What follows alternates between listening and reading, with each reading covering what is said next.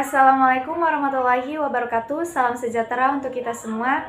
Yang terhormat Bapak Johar Maknun MSI selaku dosen pengampu pengelolaan sumber daya pesisir, dan yang saya cintai teman-temanku semuanya. Pertama-tama dan yang paling utama, marilah kita panjatkan puja dan puji syukur atas kehadirat Allah Subhanahu wa Ta'ala yang telah memberikan rahmat, hidayah serta inayahnya pada hari ini sehingga kita dapat melaksanakan pembelajaran pengelolaan sumber daya wilayah pesisir. Salawat serta salam tidak lupa pula kita panjatkan kepada Nabi kita, Nabiullah Nabi Muhammad SAW, yang telah membawa kita dari zaman zahiliyah ke zaman terang benderang. Di sini saya Likoidillah selaku moderator dari kelompok 1 yang beranggotakan Afa Rohadatul Aisy, Eva Fitriasari, Pulitri Amalia, Nur Khalifah, dan saya sendiri Likoidillah. Kami dari kelompok 1 akan memaparkan materi mengenai konsep dasar pengelolaan wilayah pesisir. Saya Rika akan memaparkan materi yang pertama mengenai definisi wilayah pesisir. Wilayah pesisir adalah kawasan peralihan antara ekosistem darat dan ekosistem laut.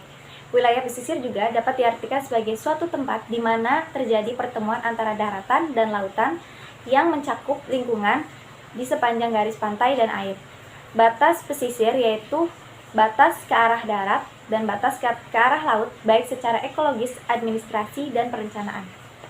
Selanjutnya yaitu pentingnya kawasan pesisir. Pentingnya kawasan pesisir dari sumber daya pesisir ini meliputi sumber daya hayati, non-hayati, dan jasa kelautan. Lalu ada pusat keanekaragaman tropis dunia. 30% hutan mangrove di dunia ada di Indonesia dan 90% hasil tangkapan ikan berasal dari perairan pesisir 12 mil dari pantai. Sumber daya pantai memiliki keunggulan komparatif. 60% penduduk Indonesia tinggal di wilayah pesisir. 42 kota dan 290 kabupaten berada di wilayah pesisir sebagai tempat pusat pertumbuhan ekonomi. 24,5% memberi kontribusi ekonomi di Indonesia. Selanjutnya yaitu mengenai pentingnya pengelolaan sumber daya pesisir karena pesisir memiliki banyak potensi. Yang pertama yaitu sumber daya hayati, yang kedua sumber daya non-hayati, dan yang ketiga jasa-jasa lingkungan. Sumber daya hayati contohnya meliputi ikan, mangrove, kemudian lamun, terumbu karang, dan lain-lain. Sedangkan sumber daya non-hayati contohnya yaitu polymetallic nodules, biofarmasi atau teknologi, kemudian pasir laut, dan deep sea water. Yang terakhir yaitu jasa-jasa lingkungan, contohnya diantaranya pariwisata, industri maritim, OTEC, dan pasut atau gelombang. Selanjutnya yaitu tujuan pengelolaan sumber daya wilayah pesisir terpadu menurut GESAMP atau Group of Experts on Scientific Aspect of Marine Protection adalah untuk memperbaiki kualitas hidup masyarakat yang tergantung pada sumber daya wilayah pesisir dan pada saat bersamaan menjamin keanekaragaman biologis dan produktivitas ekosistem wilayah pesisir. Dengan demikian, maka tujuan pengelolaan sumber daya wilayah pesisir memiliki beberapa aspek yang mencakup aspek pengelolaan atau pembangunan masyarakat, aspek konservasi atau perlindungan dari kerusakan, dan aspek biodiversity atau menjamin keanekaragaman biologis ekosistem wilayah pesisir. Selanjutnya yaitu inisiatif pengelolaan kawasan yang terpadu. Terdapat 6 konsep keterpaduan, diantaranya yaitu yang pertama, keterpaduan antara level pemerintahan pusat dengan pemerintahan daerah. Yang kedua, keterpaduan antar wilayah atau antar pemerintah daerah. Yang ketiga, keterpaduan antar lembaga atau sektor. Yang keempat, keterpaduan antar ekosistem darat dan ekosistem laut. Yang kelima, keterpaduan antara pemerintah, dunia usaha, dan masyarakat. Sedangkan yang keenam, keterpaduan antar sains dan manajemen. Yang selanjutnya ada ciri-ciri wilayah pesisir dibagi menjadi 4, meliputi yang pertama wilayah yang sangat dinamis dengan perubahan-perubahan biologis, kimiawi, serta geologis yang sangat cepat. Yang kedua, tempat di mana terdapat ekosistem yang produktif dan beragam dan merupakan tempat bertelur tempat asuhan dan berlindung berbagai jenis spesies. Yang ketiga, ekosistem yang terdiri dari terumbu karang, hutan bakau, pantai dan pesisir, muara sungai, lamun, dan sebagainya. Merupakan pelindung alam yang penting dari erosi, banjir, dan badai serta dapat berperan serta dalam mengurangi dampak polusi dari daratan ke laut. Serta yang keempat, ini sebagai tempat tinggal manusia untuk sarana transportasi dan tempat berlibur serta berekreasi. Yang selanjutnya ada nilai dan manfaat sumber daya wilayah pesisir.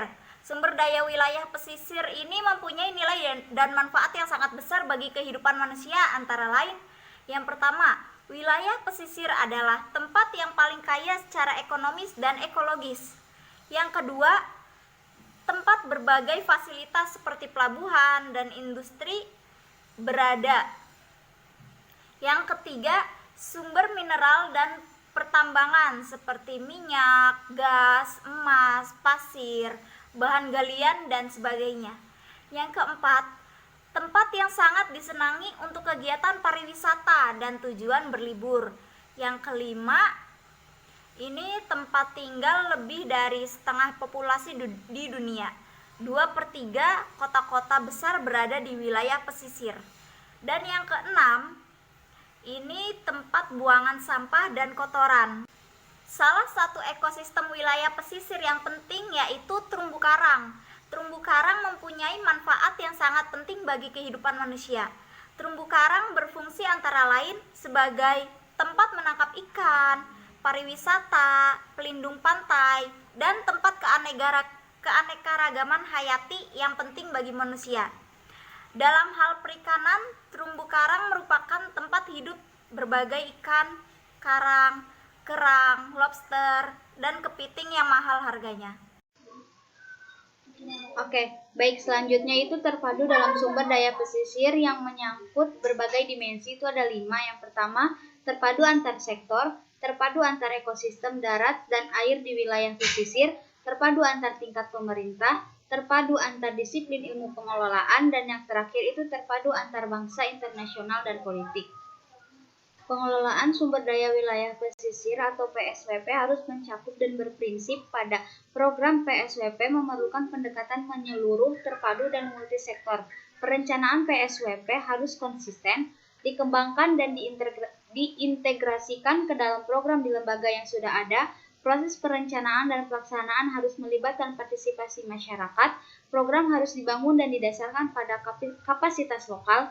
Program harus berupaya untuk membangun mekanisme pendanaan secara swadaya untuk pelaksanaan secara berkelanjutan. Dan yang terakhir itu program harus menjawab isu-isu kualitas hidup dan kesejahteraan masyarakat lokal dan isu konservasi. Oke, wilayah pesisir di Cirebon. Kawasan pesisir Kabupaten Cirebon termasuk dalam 9 wilayah kecamatan, yaitu Kecamatan Kepetakan, Cirebon Utara, Cirebon Kota, Mundu, Astana Japura, Pangenaan, Babakan, dan Losari. Selanjutnya yaitu karakteristik pantai pesisir Cirebon menurut penelitian Heriati dan Husrin yang dipubliskan pada tahun 2017. Di antaranya, karakteristik ini disurvei lapangan langsung pada tahun 2013, yaitu: tanah timbul terjadi di lokasi pengamatan daerah kasepuhan atau C1. Di lokasi ini terjadi penumpukan sampah dan akhirnya dijadikan empang oleh masyarakat sekitar, serta ditanami pohon berjenis api-api. Keadaan seperti ini berlanjut sampai ke Mundu. Lokasi yang didatangi pada saat pengamatan lapangan di Mundu diperuntukkan untuk pemancingan. Lokasi pengamatan di daerah Kalijaga atau C8 merupakan pesisir dengan jenis pasir berwarna kehitaman, namun airnya tidak begitu keruh, serta sampah organik banyak terlihat di lokasi. Dan terlihat pula adanya bekas-bekas pohon akibat erosi. Daerah selanjutnya yaitu Kalimundu. Merupakan pesisir dengan jenis berpasir dan berlumpur. Terdapat jenis mangrove yang banyak terlihat adalah jenis api-api. Peran serta masyarakat dalam pengelolaan wilayah pesisir terbagi menjadi dua, yaitu kekuatan dan kelemahan. Untuk kekuatan diantaranya: 1. Potensi sumber daya alam yang besar. Lalu 2. Dukungan pemerintah terhadap kegiatan pelabuhan, industri, dan perikanan. Dan 3. Terdapatnya budayasasi dalam pengelompokan sumber daya alam atau kearifan lokal. Lalu terdapat beberapa kelemahan, diantaranya 1. Rendahnya kualitas sumber daya manusia. Dan 2. Kurangnya pelibatan masyarakat dalam perencanaan, pelaksanaan, dan pengawasan dalam pengelolaan wilayah pesisir. 3. Tingginya daya beli masyarakat pesisir yang tidak diimbangi dengan pengelolaan sampah secara baik. 4. Rendahnya persepsi masyarakat mengenai wilayah pesisir. Dan 5. Keberagaman etnik berkaitan dengan pemanfaatan pesisir. Terima kasih kepada Bapak Zohar Ma'nun MSI yang telah memberi kesempatan pada kami kelompok 1 untuk memaparkan materi, dan terima kasih kepada kawan-kawan yang telah menyimak video ini. Kami dari kelompok 1 memohon maaf apabila ada kesalahan dalam penyampaian, apabila ada kesalahan dalam tutur kata, dan semoga apa yang kita sampaikan dapat dipahami dan dijadikan sebagai ilmu baru untuk kalian. Kurang dan kurangnya mohon maaf. Billahi taufiq wal hidayah. Wassalamualaikum warahmatullahi wabarakatuh.